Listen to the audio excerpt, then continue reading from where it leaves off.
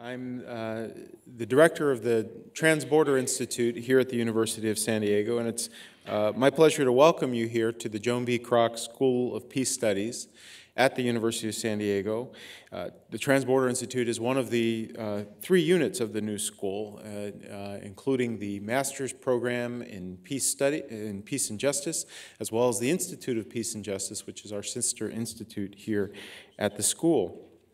And it is our great pleasure to welcome you to today's conference on migration, religion, and national identity.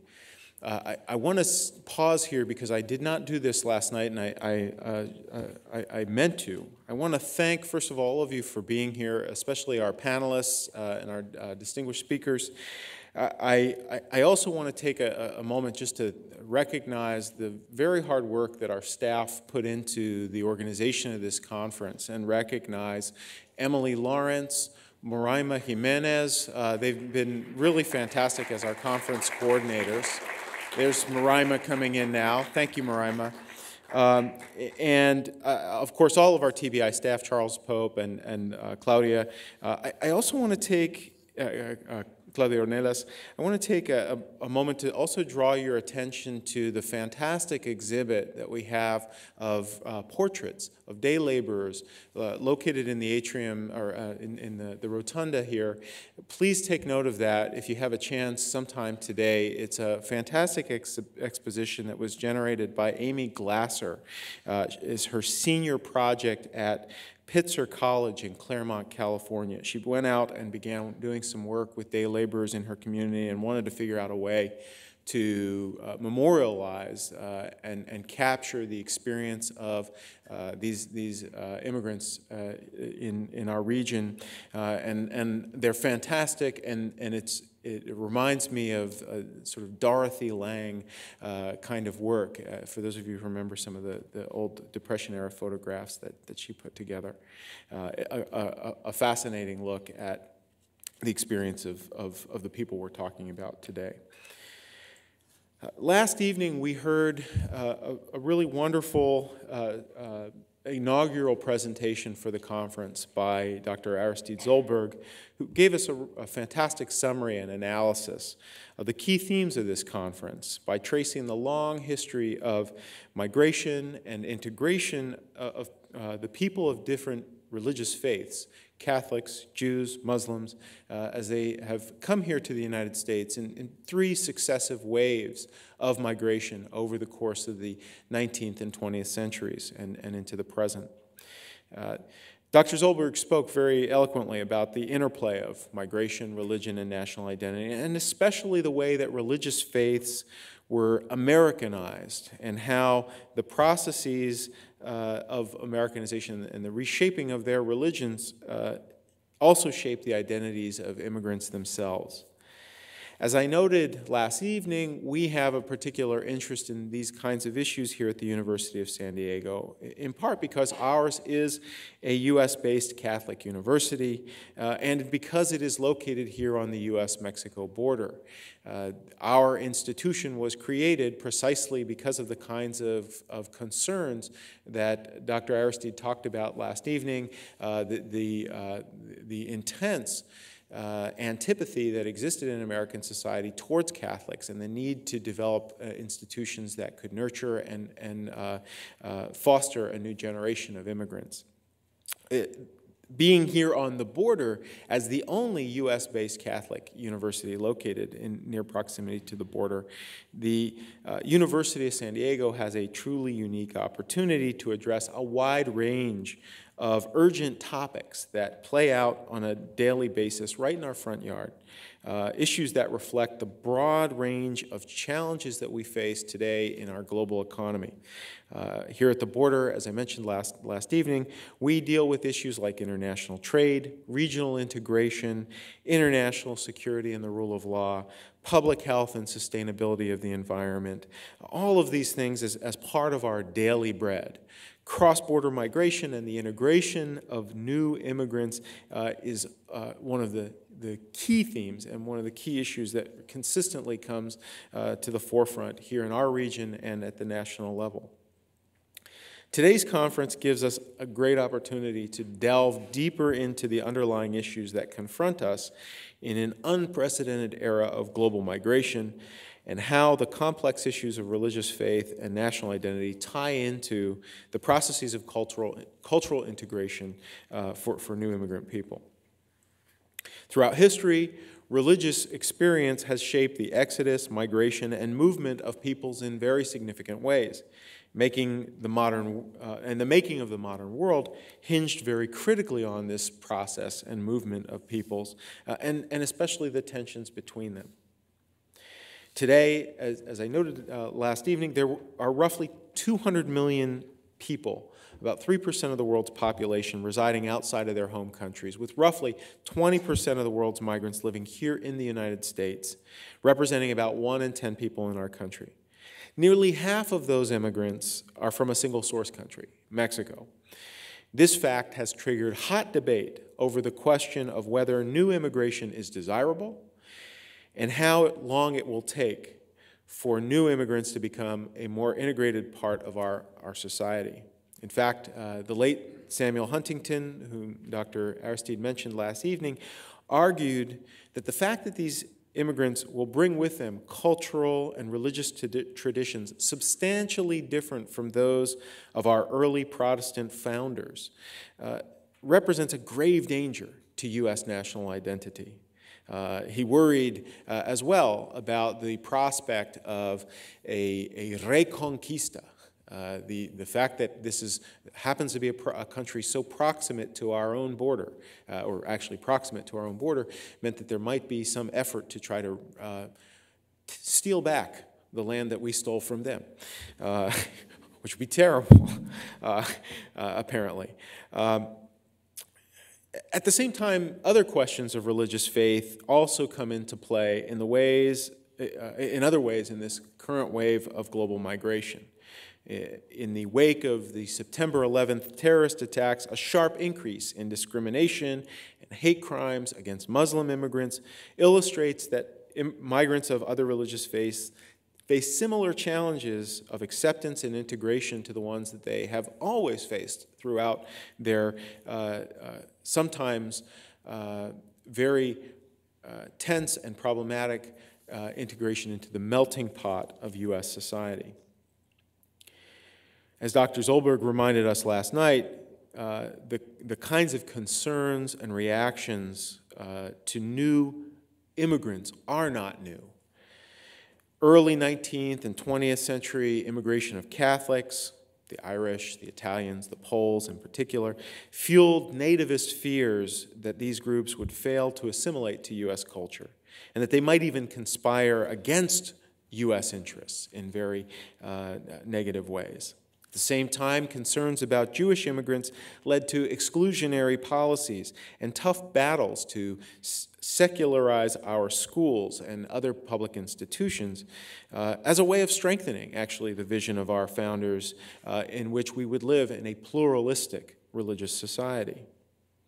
Religious identity can also provide an important source of solace to migrants and refugees, and a means of integrating them into faith communities in a positive way in their receiving country. And this is an aspect that is not frequently considered in the discussion, but fortunately later today we'll have the opportunity to hear from leaders from different faiths to learn more about the religious ideals and values that shape their reflections on migration, but also their efforts to assist new immigrants and aid their adaptation as they weave a new fabric of American society.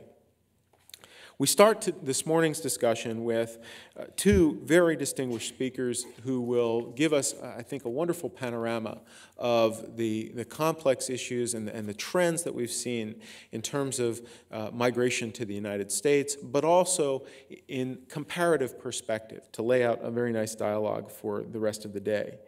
I will introduce, first of all, our first speaker, Wayne Cornelius, and then I'll come back to Josh DeWind.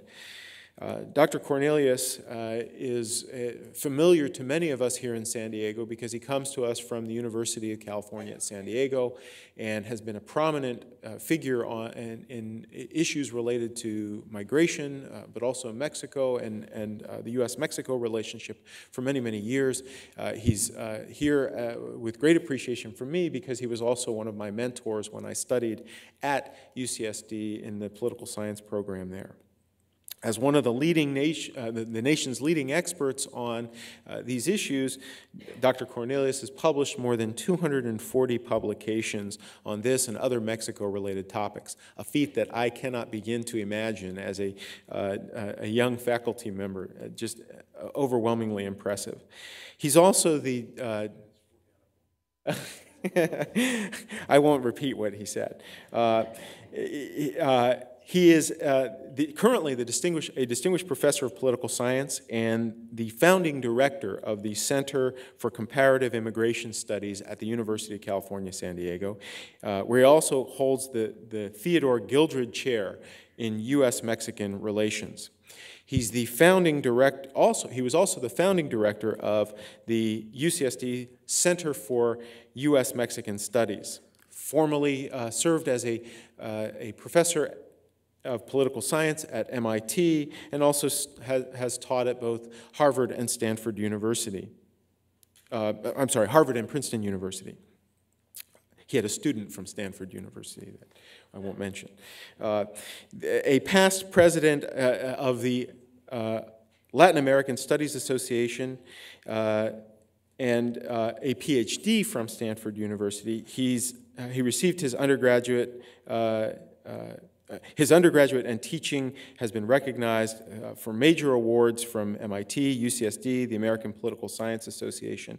And one of the things I want to mention that's very special about Wayne Cornelius's work is the way in which he has begun to involve students, or for many years has involved students in his research. Currently, the Center for Comparative Immigration Studies coordinates a major annual,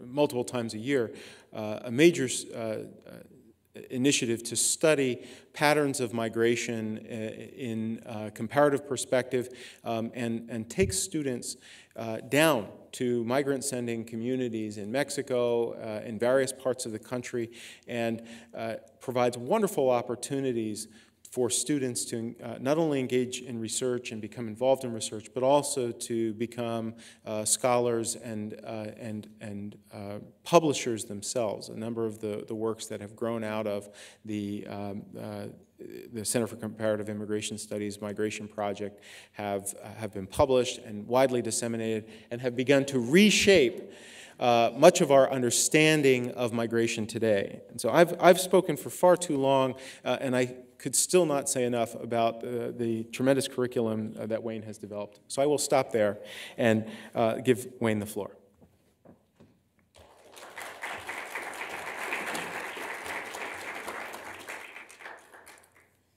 Which one? That's mine. Yeah. Perfect.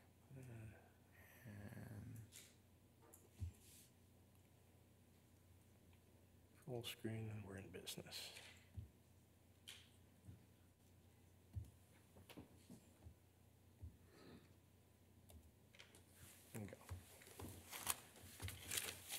Thank you so much, David. It's a pleasure being here with you today. I'm going to begin with a mini theology lesson, which this audience may appreciate more than my usual audiences. I know that you're going to be having several sessions today dealing with the theology of immigration, but this is my take on it. Total of 35 different scripture passages which refer to the needs, rights, and experiences of migrants. Most of these are in the New Testament, the most explicit, this famous one from Exodus, you shall not oppress strangers, you know the heart of a stranger, for you were a stranger in the land of Egypt. Leviticus tells us, when a stranger sojourns with you, you shall not do him wrong. You shall you shall be with him as you love him as yourself. Deuteronomy, similarly, love the stranger. You were a stranger in the land of Egypt. Psalms admonishes us, the Lord watches over the sojourners. This additional passage, do not oppress the widow, the fatherless, and the sojourner. Very nice passage from Hebrews. Do not forget to entertain strangers, for by doing so, some people have entertained angels without knowing it. I won't take the time to read the rest of these. The whole presentation, by the way, will be on the website of the Transborder Institute fairly soon, so you can download it if you wish. I will take the time to read this passage from Luke. On the road to Emmaus, Jesus encounters two men talking with each other.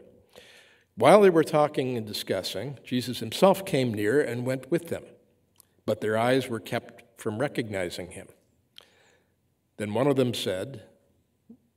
asks Jesus, "Are you the only stranger," and by the way, the original text translates as resident alien, "in Jerusalem, who does not know the things that have taken place in these days," the things about Jesus?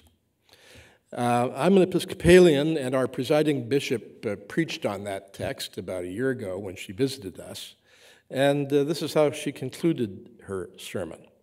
We are all aliens. We're the ones living outside of God's dream, the heavenly city. We're the ones waiting outside the gate, eager to build a new city where all will be citizens of the household of God. In some real sense, none of us gets to be a citizen there until we all are. The next time we meet an alien, will we recognize Jesus in our midst? So, in sum, there is a rock-solid scriptural mandate for the defense of migrants' rights and the meeting of migrants' needs. Lou Dobbs cannot be reconciled with Holy Scripture. It can't be done. Enough of my theology lesson. What is it that I think religious communities and faith-based advocacy groups should know about current U.S. immigration control policies? Well, the first thing that you need to know is that we're spending a lot of money on them, particularly border enforcement spending, which has quadrupled in real dollars since 1993. We've increased spending both on the border, which represented here by the red bars, spending almost $11 billion on various forms of customs and border enforcement this year. But we've also increased spending on interior enforcement, the ICE budget represented by the blue bars, on which we're spending about $6 billion per year. Now, if you look back over the whole project to enforce our borders more seriously, beginning in 1993 under Bill Clinton, this has occurred in roughly 4 different phases. The first phase was simply creating more physical obstacles to entry and increasing the manpower on the border. The size of the Border Patrol has more than tripled since 1996. There are over 18,000 agents on the line today. In urbanized border areas, we now have at least double fencing or even triple fencing. This is a picture that was taken just yesterday, by the way, in the Spooners Mesa area of the San Isidro, of the San Diego-Tijuana border. Here's the old primary fence of corrugated landing mats left over from the Vietnam War, and this is the newer secondary fence. And if you look clearly, hard, you'll see a group of migrants waiting to climb over the barriers. This is another stretch of the fence in San Diego, Tijuana. Concrete filled steel poles with wire mesh extensions. And along a 5-mile stretch, we have razor-sharp concertina wire that's been added to the top. Imperial literally floats on top of the sand dunes in that area. This is the very newest section of fencing to go up along the San Diego-Tijuana border. This was taken just yesterday as well. The newest sections of the border fence are about 20 feet high, but they still can be climbed over.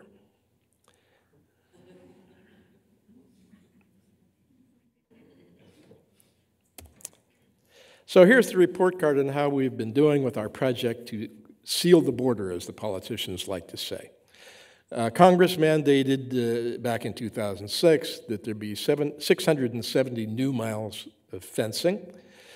If that were to be completed, that would still only be about a third of the border, the total southwest border, that would be fenced in some way. Through last October, only about 370 miles of those new barriers had been actually built, representing 19% of the southwest border.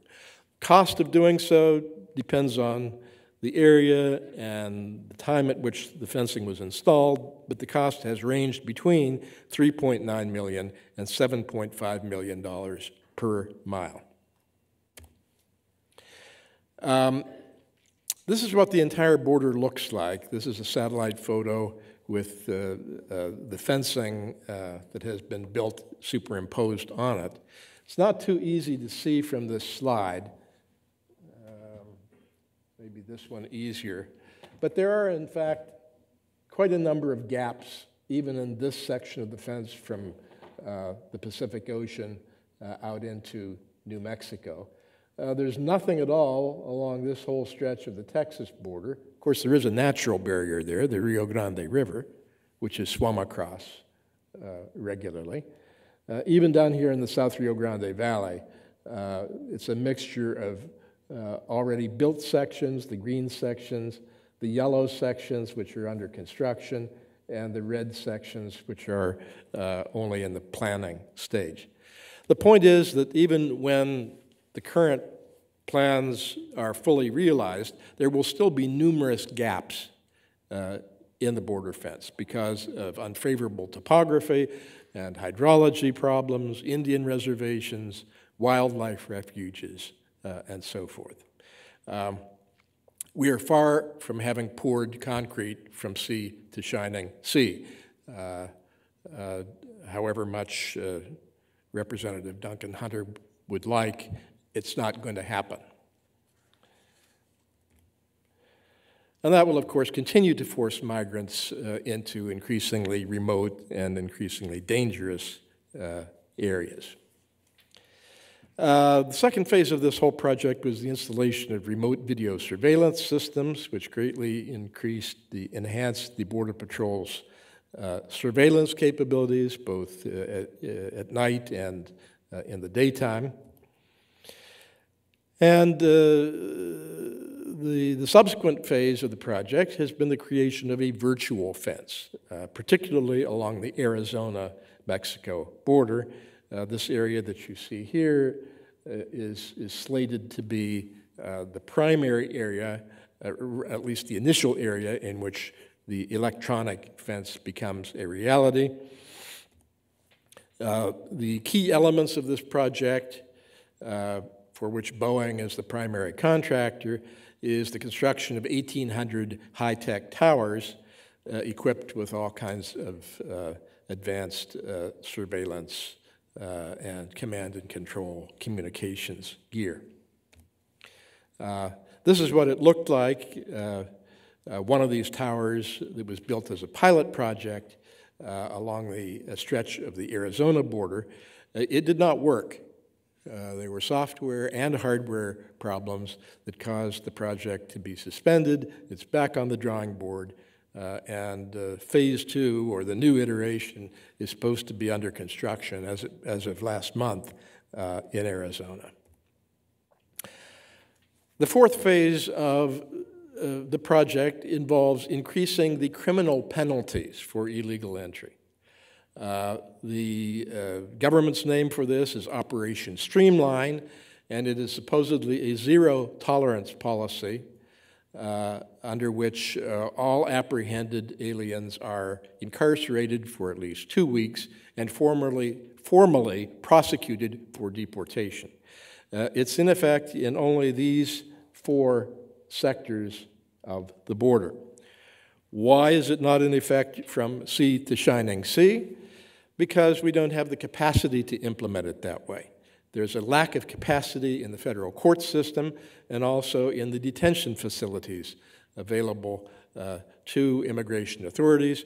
On any given night, there are only about 32,000 beds available to hold migrants, and there's also a cost factor. It costs roughly, on average, $100 per day to keep unauthorized migrants in custody. This is a photo of one of the immigration prisons that have been built in recent years. The vast majority of them are built and operated by private corporations. We've outsourced to the private corrections industry, particularly the Corrections Corporation of America.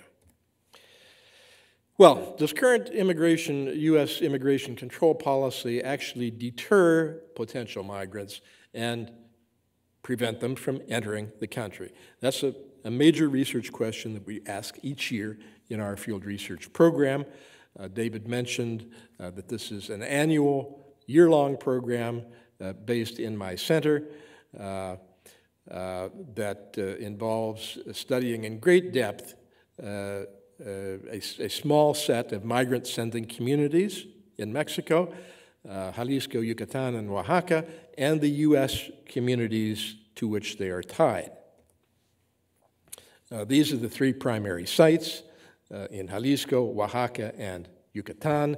I'll be talking today mainly about the latest research that we did in our site in the Yucatan and in Los Angeles and Orange County, which are the main receiving areas for migrants from the Yucatan site.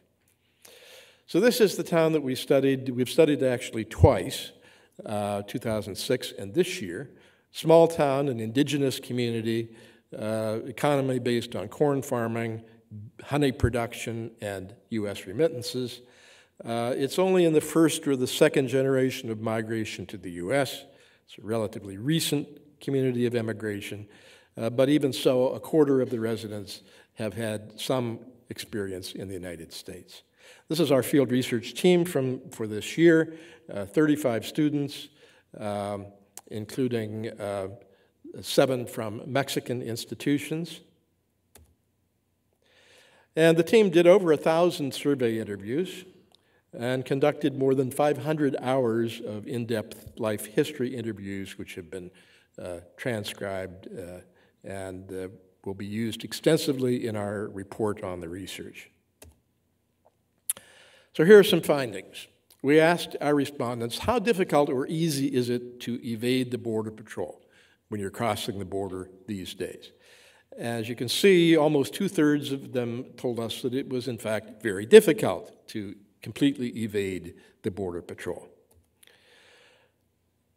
The overwhelming majority, 87%, told us that they believe that it is very dangerous, not just dangerous, but very. The overwhelming majority, 87%, told us that they believe that it is very dangerous, not just dangerous, but very dangerous to cross the border clandestinely. And 44% knew someone who had died trying to cross the border.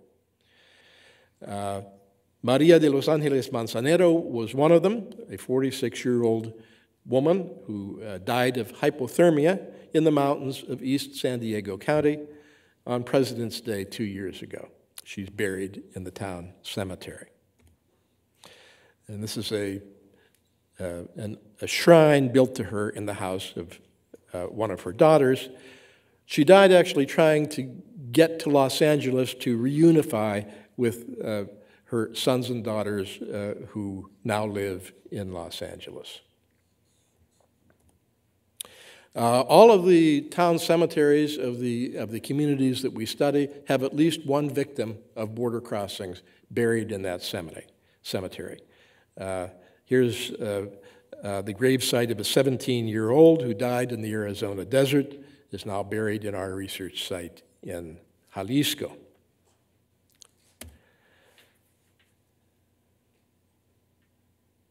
And this is a victim from our Oaxaca community, another relatively young woman who perished in the Imperial Valley Desert.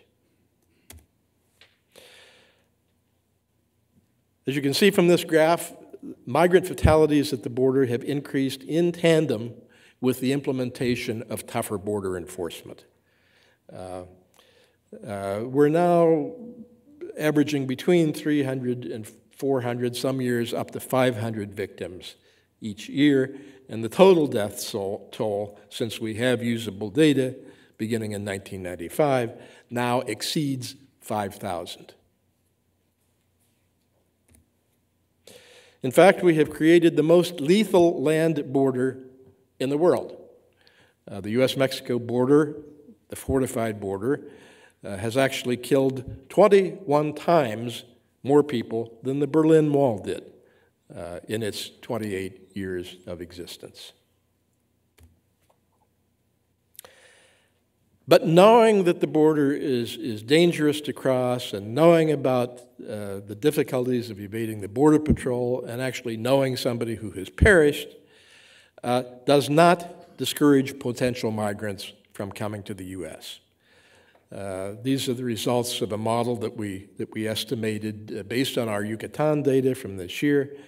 And those of you who are connoisseurs of multivariate logistic regression can appreciate that none of these deterrence factors, none of these kinds of knowledge or perceptions of the border are significant predictors of who is going to the United States this year and who is not. Does what we're doing at the border, does the obstacle course actually keep people out of the United States? That is, I think, the most important question to be asked about the strategy. The green bars in this chart are the percentage of undocumented migrants from all of our research sites. The slide summarizes the results of 5 different studies that we've done since 2005. The green bars are the percentage who were apprehended at least once on their most recent trip to the border. And you can see that the apprehension rate has fluctuated some, but in no case has it even approached half of the migrants. Of those who were apprehended, the red bar, you can see that virtually all of them succeeded in entering on the second try or the third try on the same trip to the border without going home. Success rates averaging from 92% to 98%. If we look just at what we found in our in our Yucatan site this year, you can see that even though the apprehension rate has crept up since the 1990s, reaching 46% in the most recent period, the eventual success rate has remained extremely high. And in fact, every single migrant who tried in the last 2 years was successful in entering. Here's a broader panorama on this. The blue line represents the number of line watch hours, the intensity of effort by the Border Patrol. The red line is calculated from our field research data, the average number of apprehensions per migrant. And you can see that the apprehensions rate has stayed relatively stable, very low and stable over this entire period, while the intensity of border enforcement has risen dramatically. Not exactly a picture of cost effectiveness. But this is what's actually happening on the border in terms of apprehensions. In the last 3 years, there has in fact been a downturn in total apprehensions. Although it's uneven, in the San Diego sector, you can see that apprehensions are rising again. In the El Paso sector, they have fallen off dramatically. But overall, there is a downward trend in apprehensions. We also found this in our, if you take apprehensions as an indicator of new flows, we also found this to be the case in our research site this year. Only about 11% of the economically active people in prime migration years were planning to go to the U.S. this year, compared with 30% of this group in 2006 in the study that we did in the same place that year. So what's going on? What's the explanation? Not surprisingly, Homeland Security has already declared victory. Declining apprehensions, quoting Michael Chertoff, means that there are fewer attempts to cross the border illegally. The efforts being undertaken to fortify the border have turned the tide of illegal immigration. So that's the official story. But there are some plausible, very plausible, alternative explanations for what is going on. Beginning with reduced circularity in migration from Mexico to the United States. Border enforcement doesn't keep migrants out, but it does keep them in the United States once they get here because of the high cost of smugglers' fees, which is a direct function of the intensity of border enforcement, and the physical risks of reentry, another consequence of the kind of border enforcement that we've been having since 1993. Fewer return trips back to Mexico means fewer people being apprehended because migrants aren't getting caught when they return to their jobs in the U.S. How do we know this? Well, there are a bunch of indicators that tell us that, in fact, circularity in migration has declined significantly. In our research site this year, we found that the average migrant living in the United States, these are based on our interviews in Southern California, had gone back to his hometown only once in the last 5 years. 37% of the people whom we interviewed in the hometown told us that they have relatives who have stayed in the U.S. for fear of not being able to get back to the U.S. if they return. And we're also encountering more abandoned houses in this site and all three of the sites that we work in, indicating that entire families have migrated to the United States. Another plausible explanation for declining apprehensions is the greater use of people smugglers. Tighter enforcement has made the use of coyotes, people smugglers, indispensable to a relatively safe and more successful crossing. More than 9 out of 10 of the migrants that we interviewed this year had hired a coyote to assist them on their most recent crossing. And if you use a coyote, you have an extremely high probability of success.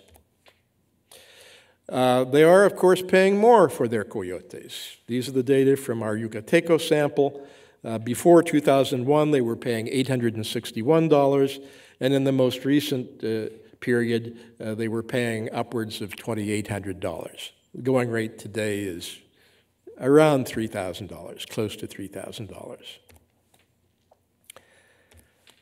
Another plausible explanation is that the migrants and their coyotes are being creative. They're developing new modes of entry. One of the most common of these non-conventional methods is to take people through the legal ports of entry. If you go through a legal port of entry, you have a much lower probability of being apprehended. Why?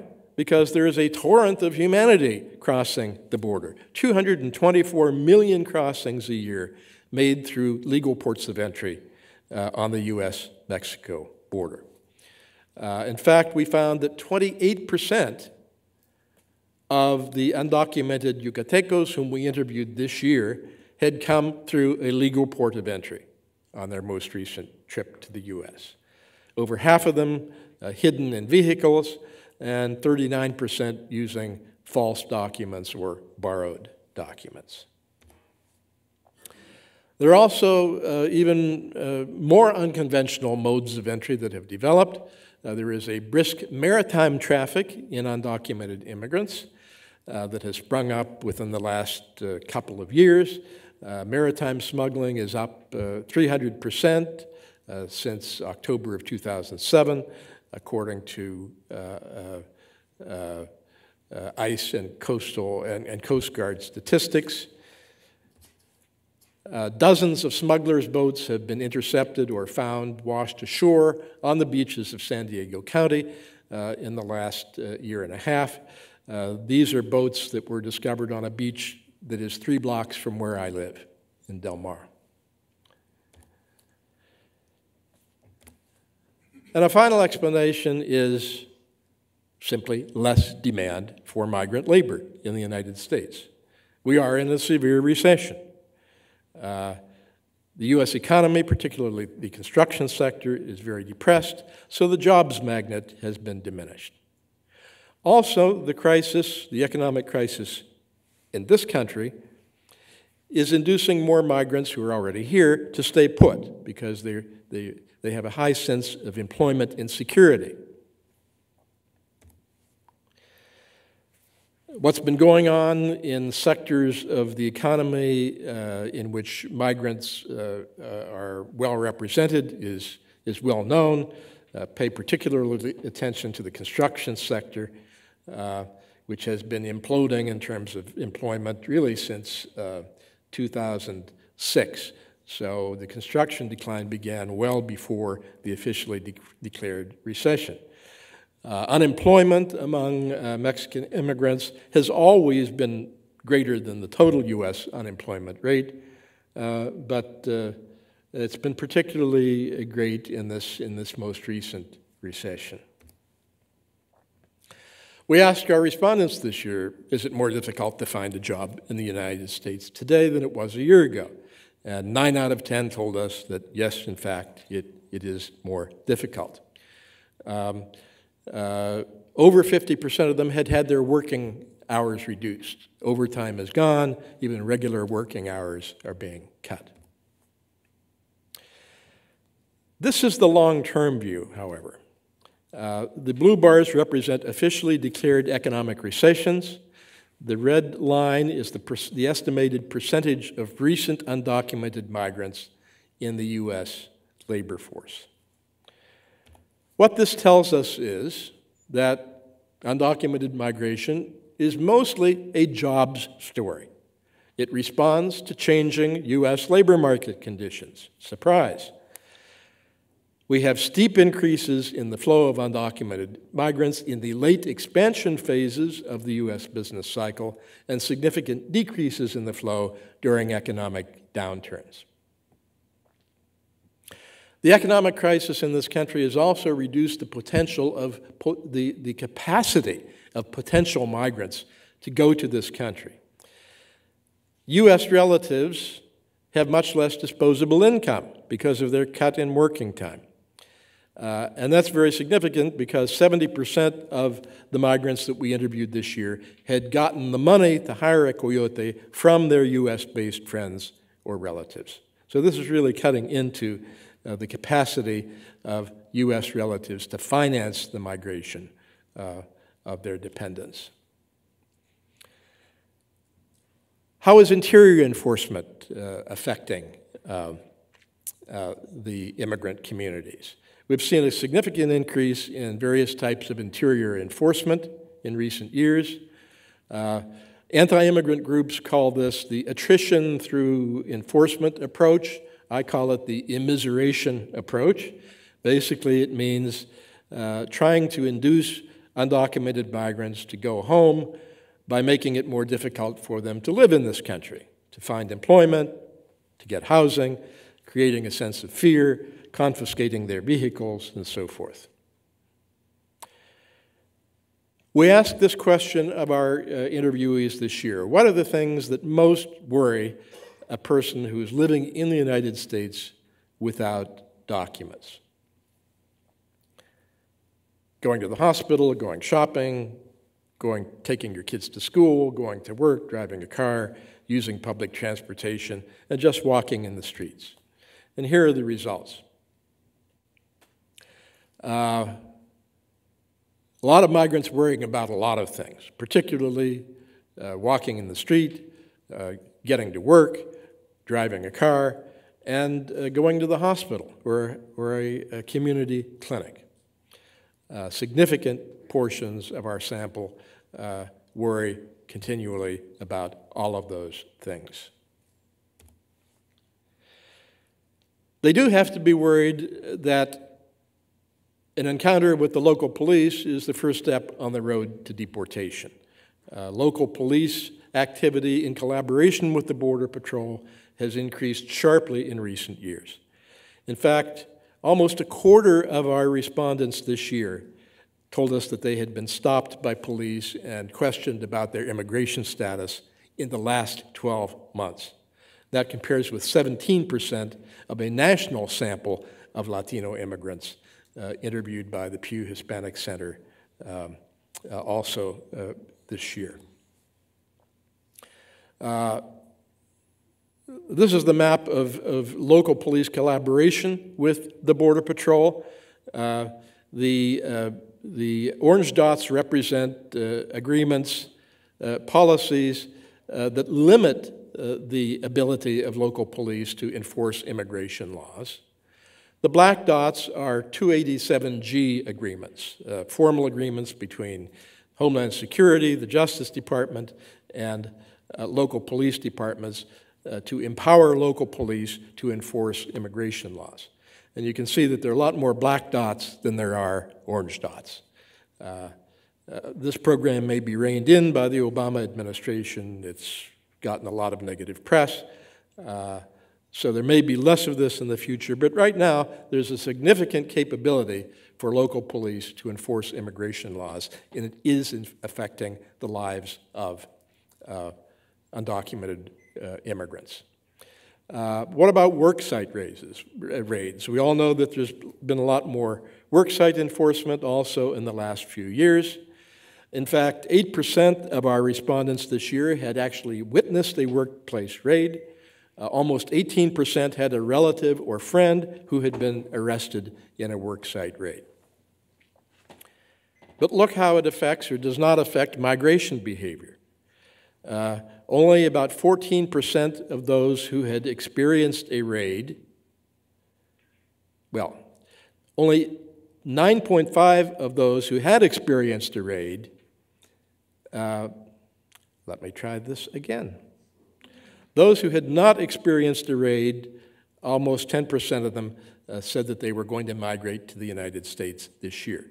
Of those who had experienced a raid, almost 15% said that they intend to go this year.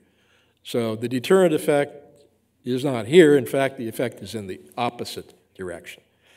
Having experienced worksite raids has virtually no effect on their perceptions of the U.S. labor market, believing that it is more difficult to get a job in the U.S. now than a year ago.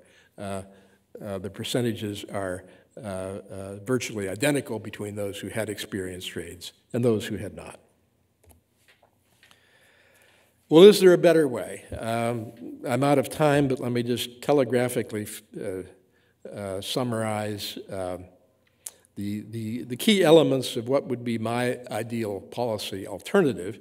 First, declaring a moratorium on new physical fence construction and virtual fence building until there can be some demonstration that these measures are cost-effective. I would emphasize employer sanctions enforcement over border enforcement. That would be both a more humane approach and certainly a potentially more effective approach.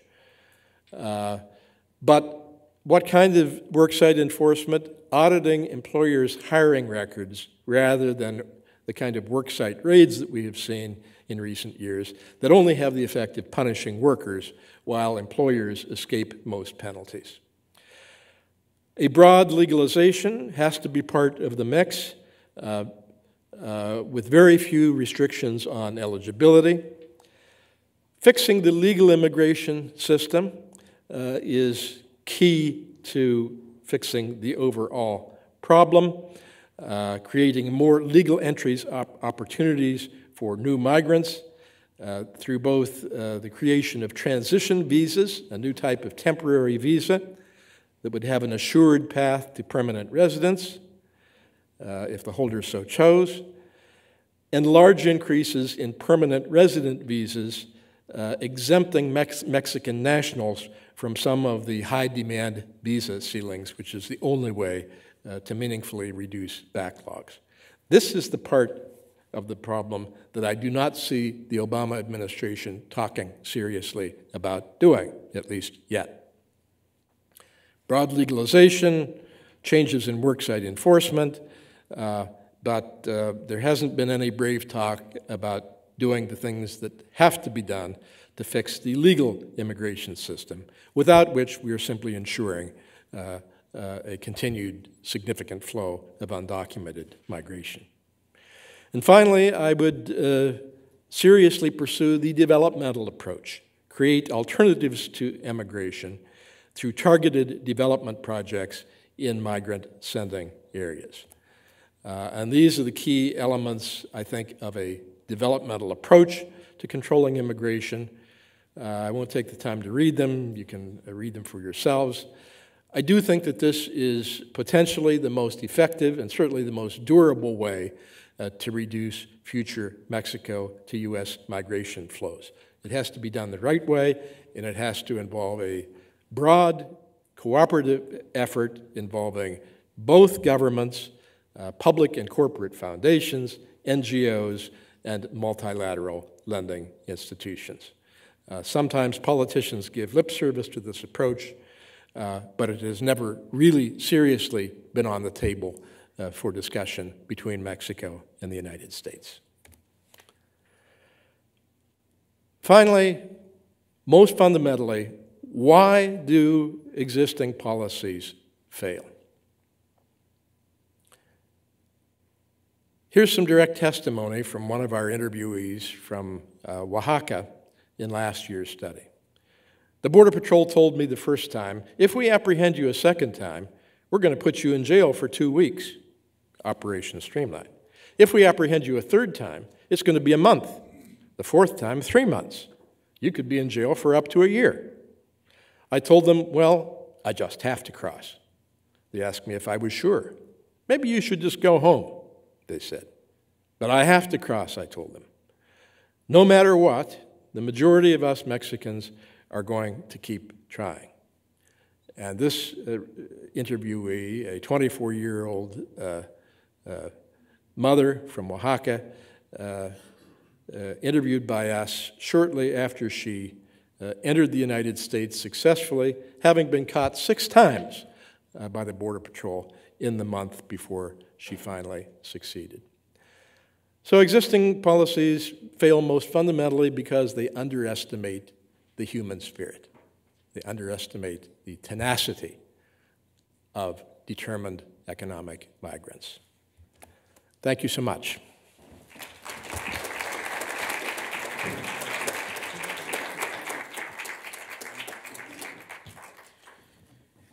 Thank you, Wayne.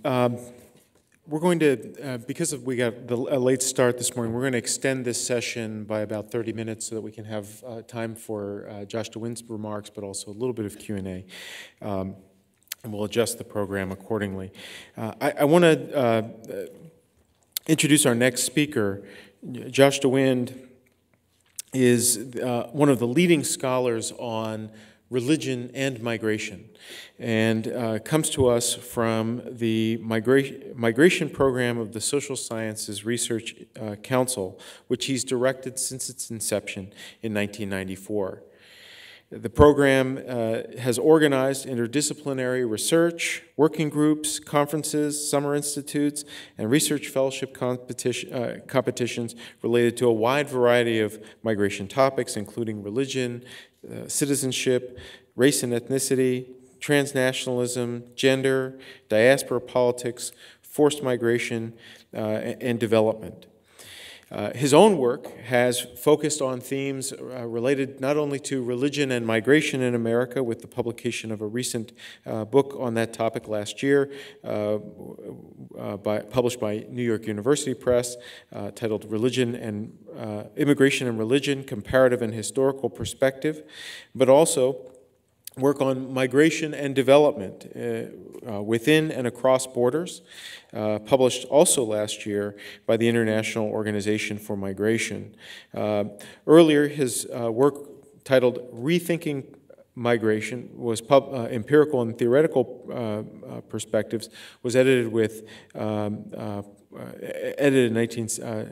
2006.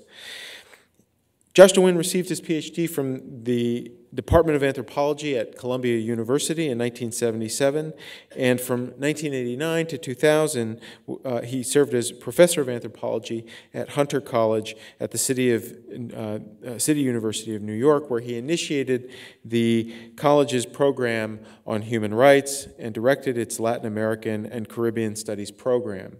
I had a wonderful opportunity to talk in more detail with Dr. DeWin about his work last night, and greatly look forward to his conversation and presentation this morning. With no further ado, I'm going to ask Dr. DeWin to come to the podium.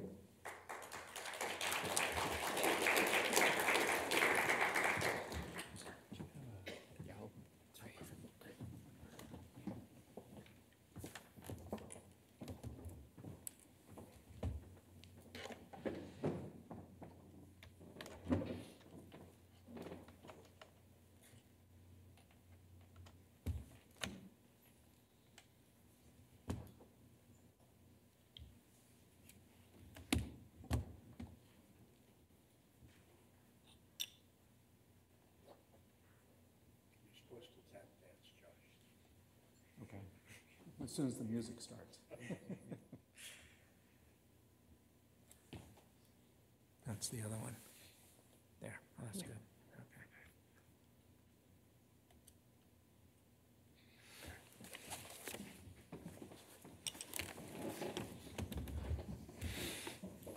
I want to thank David and Emily and the staff of the Transporter Institute for bringing me here for what I think is an occasion which I feel honored to be part of. This is a wonderful group of people and wonderful speakers, and I'm glad to be at the beginning so I can sit back and relax and enjoy the rest of the conference.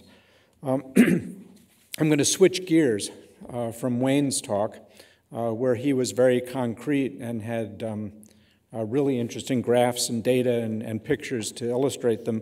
I'm going to switch to a more abstract approach. I'm going to focus on migration and religion, and I'm going to talk about not what we know about migration and religion so much, but rather how we think about it and what goes into the thinking behind the research that the Social Science Research Council has sponsored.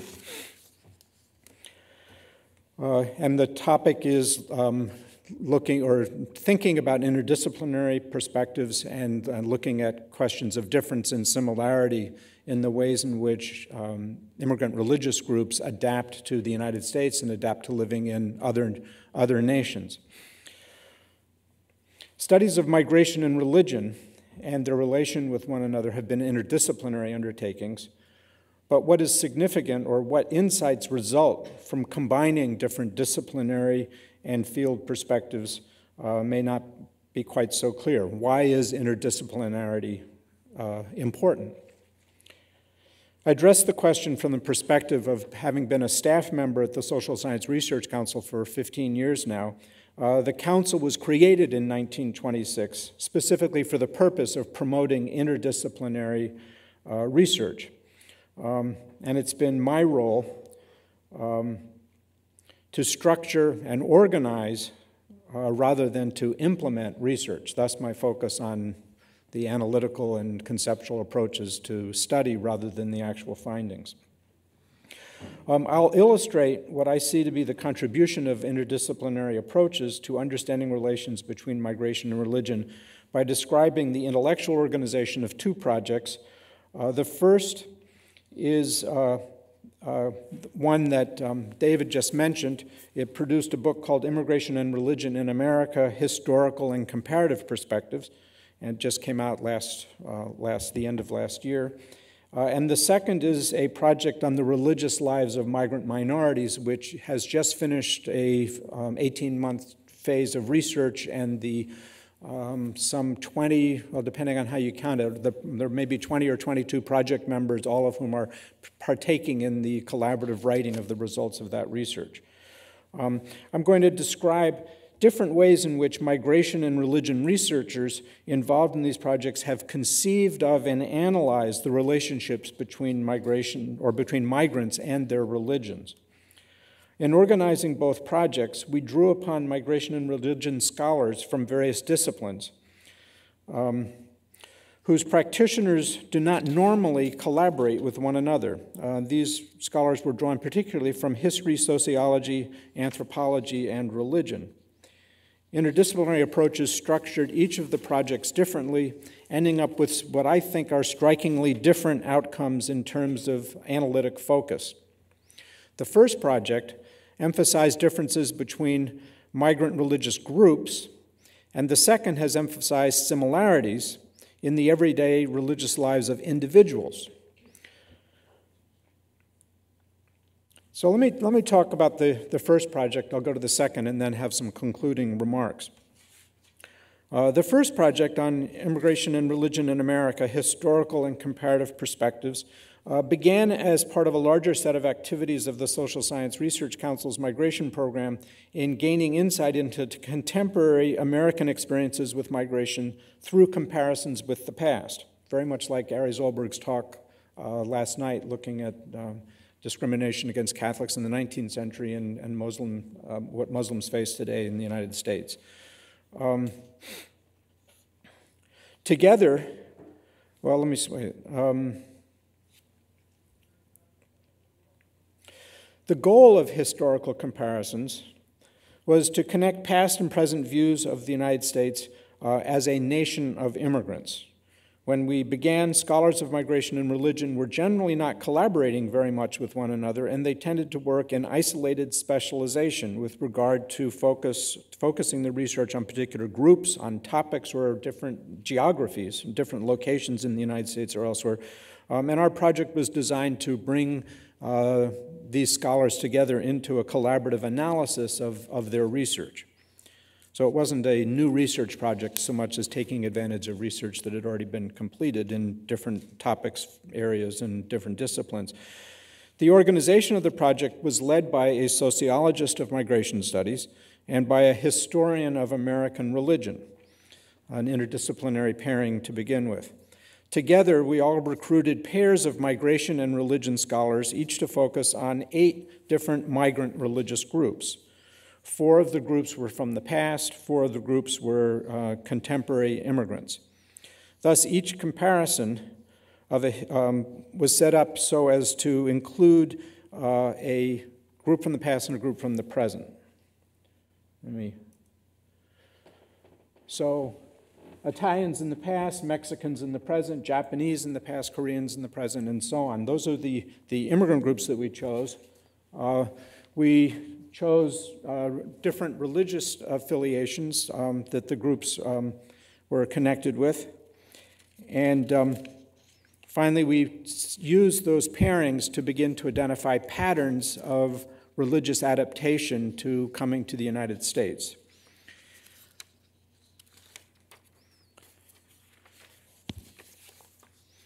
The conception of the project was shaped by the earlier work on religion and immigration, notably by Will Herbert, which Ari mentioned last night, who was an influential pioneer in describing American patterns of immigrant and religious incorporation in the establishment of Protestantism, Catholicism, and Judaism as established American religions, the basis of the Judeo-Christian tradition, which is now part of American identity. While at the time that Herbert wrote in the 1950s, immigrants were under pressure to assimilate ethnically, he recognized that partially because of the constitutional separation of church and state, immigrants were free to retain their faiths and enjoy the religious pluralism that had become characteristic of American social life.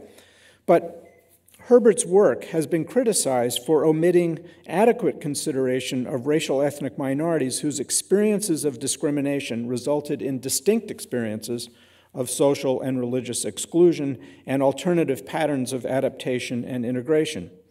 Our project was focused primarily on patterns of religious exclusion and integration of ethno-racial minority immigrant groups, the ones that, many of the groups that were present when Herbert did his study, and many immigrant groups have come to the United States since then and don't enjoy some of the similarities with American society that Herbert described. Well, a result of our historical and contemporary comparative approach was that the authors tended to stress differences between the groups and to pay less attention to heterogeneity within individual groups. Even though they recognized intergroup differences, the analytic approach led to stressing the group uniformity, or assuming it. Through a series of meetings during which the members of each team, let me explain. So, in comparing the Italians and Mexicans, there was a historian of Italian migration and a historian of, or a scholar of Italian religious history. And the same thing for the Mexicans. There was a historian of migration and a historian of Mexican religious history, a contemporary Mexican religion. And so each team, or each comparison, was constituted by 4 scholars. So we have 4 quartets of teams here thinking. I see one person shaking his head. Yeah, it was kind of complicated. It's hard to explain. Imagine trying to do it. Anyway, so we spent a lot of time trying to simplify, try to draw out general lessons, try to make sense out of it. And this diagram is the first that we've ever put together. And so it, in many ways, oversimplifies what we did. But that's what, in a sense, what the task here has been, to try and identify patterns in a way that can be comprehensible, and then you can go back in future research and complicate your life again when you try to figure out what really happened. And I'll get into the complications later, but anyway, this is an attempt to try and present in a simplified way the structure of the project and the implications of such a structure. So one of the results was that the teams paid less attention to heterogeneity within each group and more to the differences between the paired groups and other paired groups. And that increasing differentiation took place and became clearer as the project went on. The result was that the project members identified 4 different patterns of religious adaptation. And these are the 4 patterns here. The first, integrating into established American faiths, was illustrated by the Italians and Mexicans, who both arrived in the United States as Catholics, and each group sought to integrate into the American Catholic Church, but each also has been met with resistance regarding aspects of their practices from those of the existing hierarchy. Although integration, so the Italians met resistance from the Irish Catholics, and now the Hispanic Catholics are meeting similar resistance both from the Irish and the Italian Catholics in varying degrees. There are modes of accommodation, but nonetheless, the experience of Mexican Catholics has been one of difficulty in becoming integrated either into churches or particularly into the Catholic hierarchy. Both Italian and Mexican Catholics have turned to their own saints, non-official saints of the church, and to what church officials or orthodoxy has regarded as folk practices. In addition, perhaps finding Catholicism lacking in some ways, significant numbers of Mexicans in the United States, as well as in Mexico, are converting to Protestantism. The second pattern was one of conversion to existing American faiths. So the Japanese in the past and Koreans today have all quite substantially converted to Protestantism. Some of the conversion begins in their home countries, or began in their home countries, but is even greater here in the United States. So the majority of Koreans today and Japanese in the past became Christians. Our authors have portrayed conversion as a means that some immigrants have adopted as an attempt to circumvent anti-Asian prejudice, where they couldn't escape racial identification. By adopting a religious identification, Americans, they hope to lower the discrimination that they face. That's one hypothesis. Those who have resisted conversion have been described as seeking to justify not converting, in part by pointing out commonalities between their faiths and American legal and political values. So, for example, Japanese Buddhists argue that their own emphasis on individual paths to enlightenment corresponds with American values of individualism. But again, it's trying to use religion as a way of finding a correspondence and get past other barriers of discrimination. Another path or another pattern has been the establishment of new faiths as American. So Jews in the past, and Catholics earlier than that, Ari described that last night, but Jews in the past and Muslims today have both sought to practice their religions here, not convert, not to join existing churches so much as to establish new faiths. And this is at the same time, they've both faced responses to their religions from other Americans, ranging from suspicion to outright hostility. In establishing Judaism as an American faith, Jews have refined their secular, reform, conservative, and orthodox religious and cultural practices. Muslims, particularly since September 11th, have faced similar suspicions and hostility, as well as considerable freedom of religious practice. In some cases, greater freedom of religious practice than they experienced in their home countries. Although it's somewhat early to tell, in adapting to American societies, it seems that Arab Muslims are pursuing diverse paths of both secularization, many Muslims becoming secular in the way that many Jews did, and becoming cultural in a sense, secularization, reform, renewal of their faith in the way that Jewish immigrants have done in the past. And to do so, both groups have had to appeal to constitutional protections of religious freedom.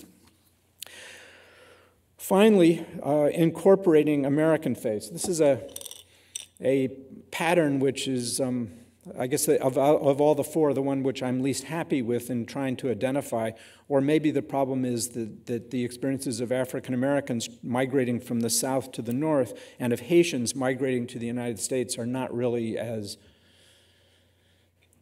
So they may not be as parallel as what I'm trying to do, force them together here. But basically, particularly in the case of Haitians, but we began with both groups clearly facing the same kinds of racial discrimination and trying to figure out how their African past might be represented in their contemporary religious adaptations.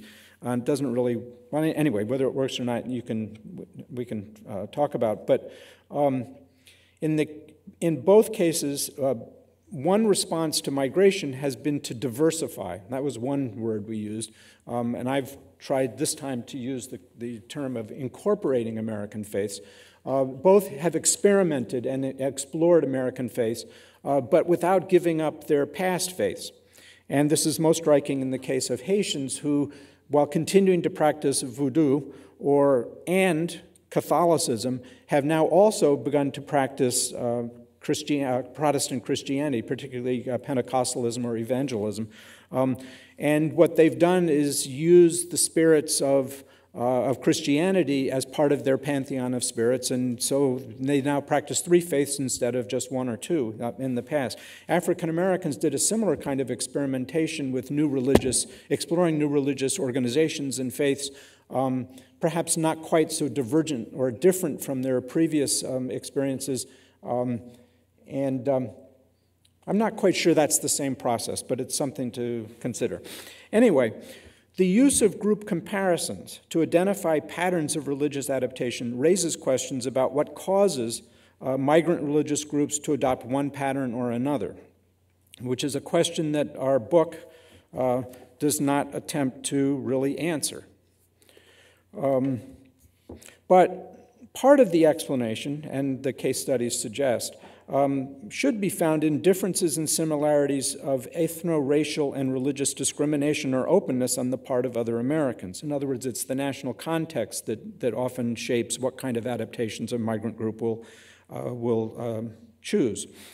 Regardless of what the causes are, in the end, the different patterns of adaptation contribute to the United States' continuing to be a nation of immigration and a nation of religious pluralism, perhaps more complicated than the Protestant Christian Jew that Will Herbert identified back in the 1950s. In sum, the interdisciplinary analytic process that produced this book used comparisons of similar immigrant religious groups, the pairs, in order to establish differences between them and other patterns of religious adaptations to American society. In contrast, even though the second project that I'll describe began with a similar conceptual framework, it is now seems to be resulting in a different analytic approach and that is emphasizing commonalities in the patterns of religious adaptation between different immigrant religious groups. So let me turn to the second project, the religious lives of migrant minorities. This study was originally framed to examine three-way relations between migration, religion, and different national contexts. And national context was specified in this project to mean the political and legal regimes that govern immigration, church-state relations, and religious pluralism. So the focus is a little bit different. In the first project was really looking at American society as the context and notions of national identity amongst other Americans. And now the shift here is slightly to more legal political framework. But nonetheless, the focus on national identity and is still in both projects. In order to examine the relationship between migration, religion, and regimes of governance,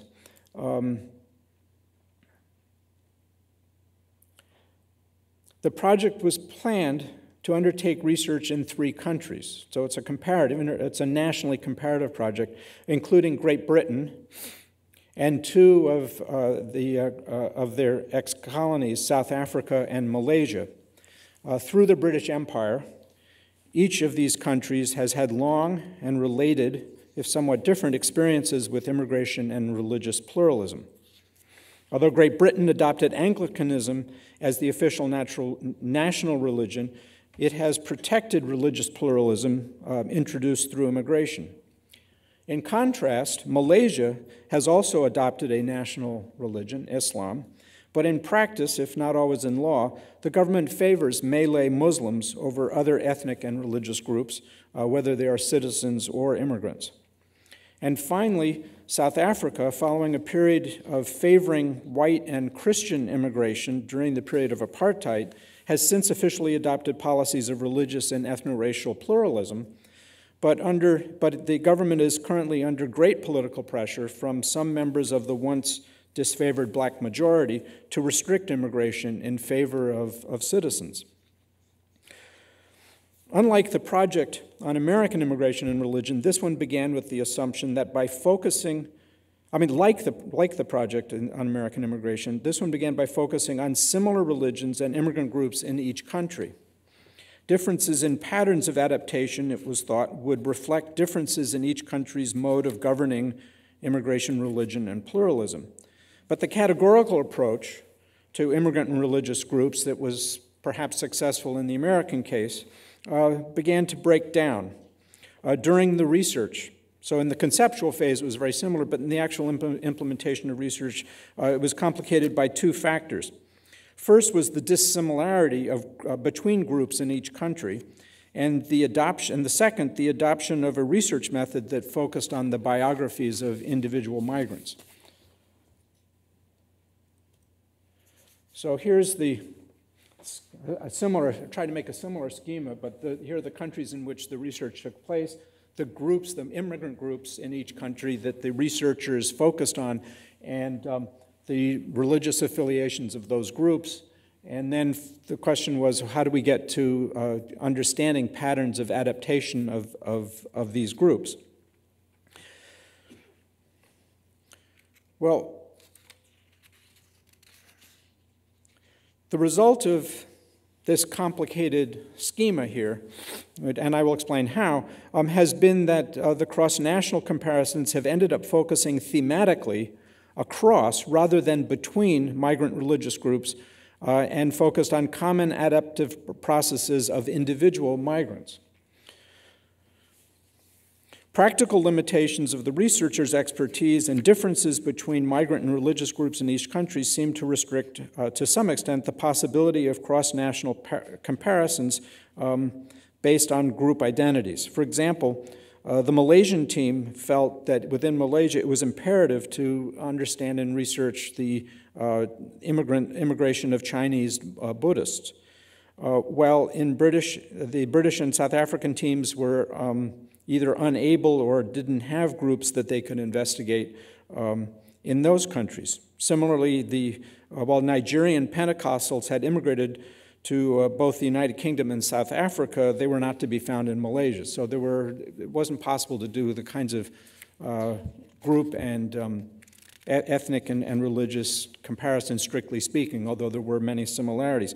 But there was another factor, which was in order to understand how processes of migration and religion influence one another experientially, the researchers, who were primarily anthropologists, qualitative sociologists, and religion scholars, decided to focus their investigations on the biographies and narratives of individual migrants in their everyday lives, within the context of families, communities, nation, and broader international migrant and religious networks. But nonetheless, the focus in different contexts was still on the personal narratives of individuals, which tended to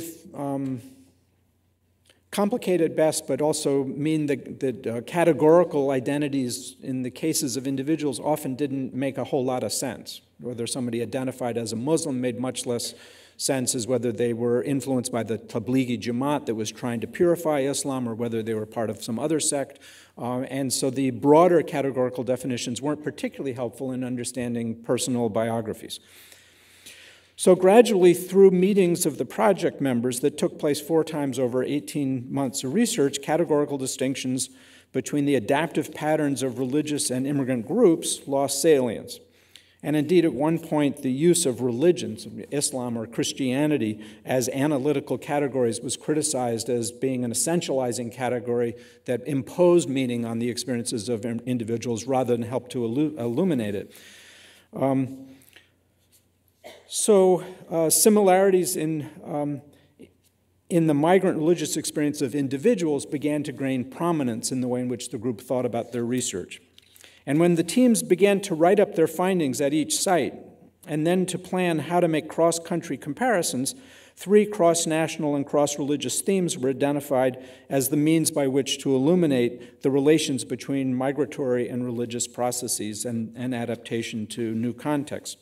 So the first, the notion of journeys, refers to individual and collective narratives of migratory uprootedness and a search for betterment, and of spiritual affirmation, particularly through religious revival or purification, conversion or authentication of religion in a new society.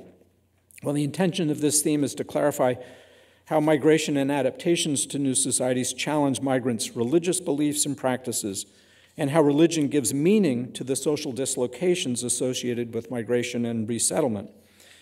So, for example, the revival and purification of Hinduism, which seems to be taking place now in Durban amongst some Indian immigrants in South Africa, is a response to what they see as a kind of a generational drift of their children who in the 2nd or 3rd generation of being in South Africa are less interested in Hinduism and are more attracted to Christianity as a more predominant African religion. And this has led Hindu immigrants and second generations to go back and reaffirm their commitments and understandings of Hinduism. Placemaking is a theme that focuses on how migrants came to create both secular and sacred spaces and communities within which they can practice and perform their religions. Examples would include different ways in which the Nigerian Kimbaguists and Pentecostals have designed and sought to construct temples and megachurches in London and Johannesburg with regard to the requirements that they have for practicing their religion. The architecture and the buildings and the size have to be right for their purposes, but at the same time they have to adjust to the requirements that local governments have over creating new religious spaces, construction, and so on, getting permissions to build buildings. And there's a huge fight now going on between one Pentecostal group that wants to build a megachurch on the same site as right next to the Olympic site in London. And there are many Londoners who are upset at the notion of this Nigerian church being so prominently displayed right next to what they see will be a demonstration of English nationalism. Finally, circulation refers to the modes by which normative models of the religious self, proper beliefs and practices, religious artifacts that confer and represent sacred meaning, how do these migrate from one place to another? How does, for example, the architecture or the statues of gods, rituals, dress, personal deportment of devotees circulate from India to a Hindu temple in London so that the worshipers there feel that what they are practicing is authentic Hinduism? What needs to come from India in order for them to feel that they are still Hindu? In sum, comparing the outcomes of these two projects, the most significant difference between them seems to be that the first takes for granted and employs categorical distinctions between immigrant and religious groups and focuses on differences between the groups and their patterns of adaptation to American society. In contrast, the second project focuses on individual migrants' religious experiences and on similarities in the processes by which immigration and religion affect migrants' identities, faiths, and practices. And although the following statement is quite a bit simplistic, I would say that the first project, the sociological and historical tradition of American immigration studies, its focus on ethno-racial groups and their assimilation into American society predominated in the analysis of religious adaptations. While in the second study, the ethnographic approach of anthropology, and more recently, parts of religious studies focused on the religious experiences within sociocultural contexts have predominated in the second. At the same time, the context of reception, the attitudes of the host society towards immigrant groups, and the regimes that govern immigration, religion, and pluralism in those societies have also had a significant impact on the adaptations that migrants make in their religious beliefs and practices in order to adapt to their host societies. So let me conclude, or ask in conclusion, what does the identification of these differences and similarities amount to? Well, to restate which now should be obvious, but has not actually until recently become appreciated fully within the fields of both migration and religion studies, I think the approaches and findings of the two studies underscore the importance of religion and context in the shaping of how migrants adapt to new societies. Let me end by summarizing some of the central aspects of these relationships as revealed through the two different analytical approaches, and then point out questions about them that the research projects that I've described have raised for future research and that still need greater clarification. 2 points. First, migrant religious groups can and do pursue quite different patterns in their adaptations to living in new societies. Their ethno-racial and religious identities affect whether they seek to incorporate into a shared religion, convert to another religion within the host society, strive to establish a new faith, or seek to diversify and perhaps incorporate or synthesize different religions. But while we know that social context and regimes governing migration, religion, and pluralism affect the choices that migrants make, we still do not have a clear and direct theoretical explanation of those choices. Why do some groups make one choice versus another? Second, In addition to the patterns of groups, there are also similar patterns in the relations between migration and religion that are to some extent shared by individual migrants, regardless of their religious or ethnic group identification. To what extent the ideas of spiritual and geographic journeys, of sacred and secular placemaking, and circulation of religious identities, practices, and artifacts are concepts that are sufficient to capture these processes, these commonalities in the processes. I'm not really yet certain. The book hasn't been written yet. But this is the challenge that is facing the project on religious lives of migrant minorities. One of the issues raised by these two studies, about which we don't know very much yet, is the process by which religious and ethno-racial identities and affiliations of individuals become group patterns. In other words, many individuals amongst Japanese and Korean immigrants decided to convert, but by what process did the individual decisions become group decisions? Clearly, the group didn't decide for everybody, or perhaps in some way it did. Under what conditions do religious identities predominate in the formation of migrant groups? And when do ethno-racial identities predominate over those of religion? We don't know much about that. Or perhaps closer to the day-to-day lives of religious migrants, how do they deploy and balance both identities? How does the creation of a religious and ethno-racial group and organizations affect their ability and their choices about how to balance those identities? So the play between individual and group and the role between religious and ethnic identities is a complicated and evolving over an individual's lifetime. It's a process that evolves tremendously, but we don't know much about that process either. And how does context affect those choices and the evolution of those groups and individual choices? Well, to raise these questions, I've stressed the differences between the disciplinary and analytic approaches between the two projects. But there are also many commonalities between the projects themselves. These commonalities range from the original conceptual frameworks, each beginning with one country in the first project, but 3 countries, a national context, beginning with identifying national origin groups, identifying religious affiliations, but yet one led to a focus on group differences and patterns of adaptation, the other led to individuals, despite the commonalities. I don't have time to review the nature of the commonalities which would be necessary to integrate these two different approaches or to see how to integrate them. But let me end here by saying that I do believe that the two perspectives should be seen as complementary to one another rather than as competing for having a better truth or understanding, and that both should be embraced as enriching our understandings and helping us to frame questions for future research. Thank you.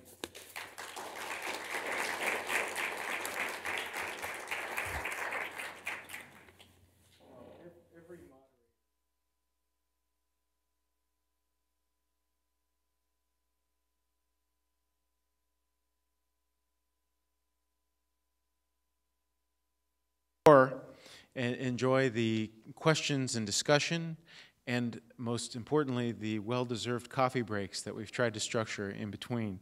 I think for the sake of brevity and moving on to the next panel, I'm going to just ask for perhaps 1 or 2 very brief and very urgent questions from members of the audience so that we can close out in about 2 or 3 minutes with a brief response from each of our panelists. I see 2 urgent questions on either side here. Let me pass them.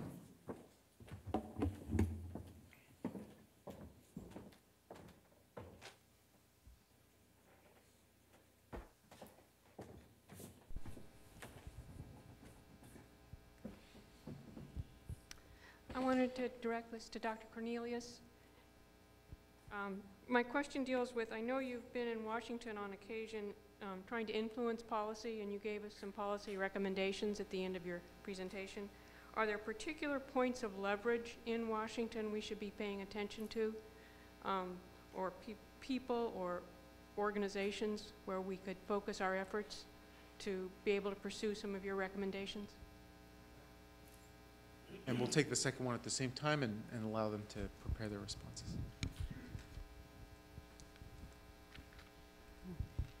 My question goes to Professor DeWind, which is that I have lived in Europe a lot over the last couple of decades.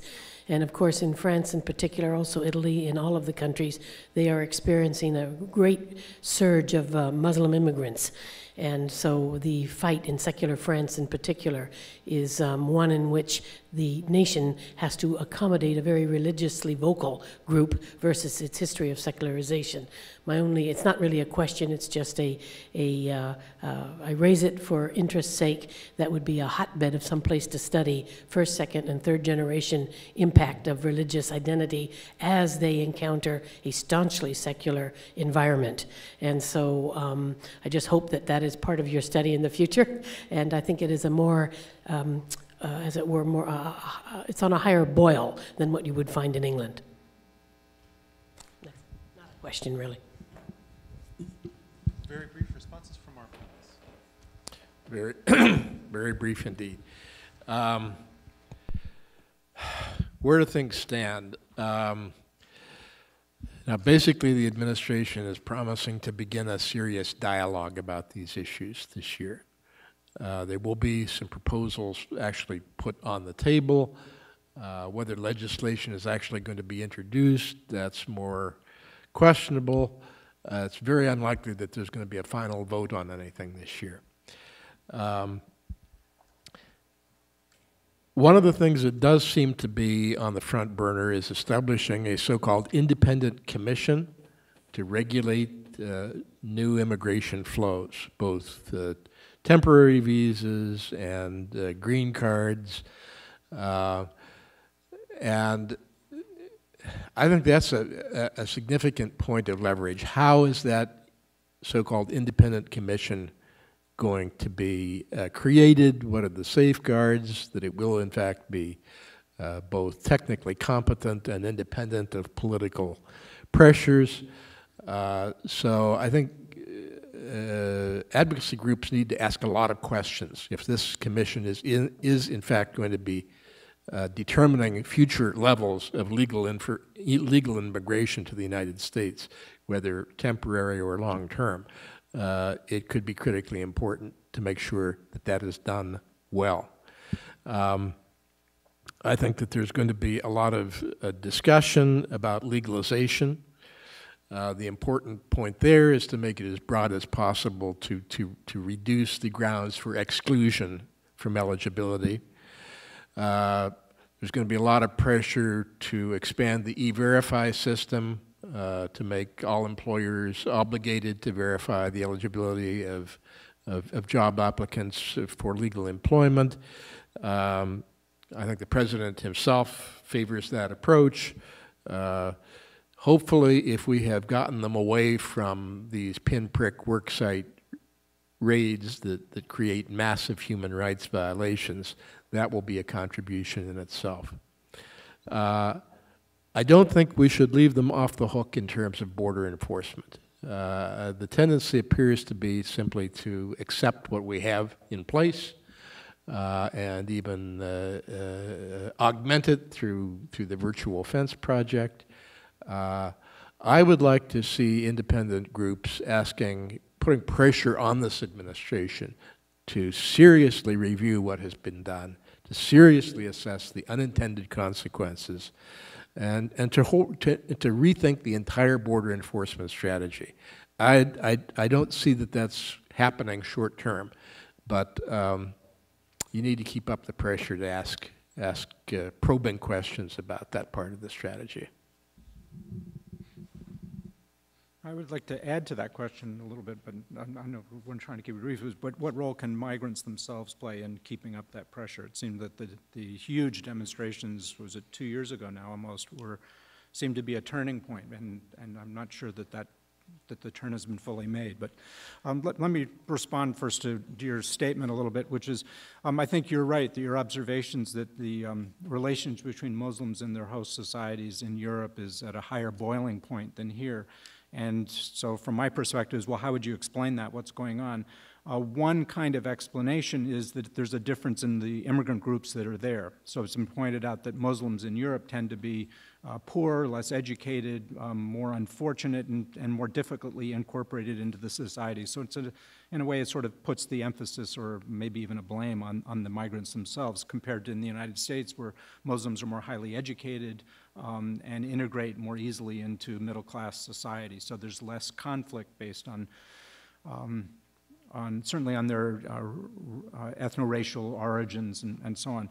But I don't find that very convincing. Another perspective would be to look at the regimes of incorporation or governance that affect the way Muslims can integrate into the societies. In Europe and the United States, there is a separation of church and state and religious freedoms, but they're organized and implemented quite differently. And the result is that I think Muslims have much less religious freedom to practice what they wish in Europe than in the United States. And certainly they face much more opposition, both from government and society. But finally, in both cases, I think there's an international aspect to the difficulties, which are, as long as fights continue between Israelis and Palestinians, and as long as there are wars against Muslim extremist groups, say like the Taliban and so on, going on in Afghanistan and Pakistan, I think that the relations between immigrant Muslims and their host societies will be very, very difficult and strained anyway, that it's no longer just a national problem or issue, the issues have to be solved internationally or be seen how they are internationally related. And whether that was true of Catholics or Irish in the past, I'm not quite so sure, but it certainly seems true today.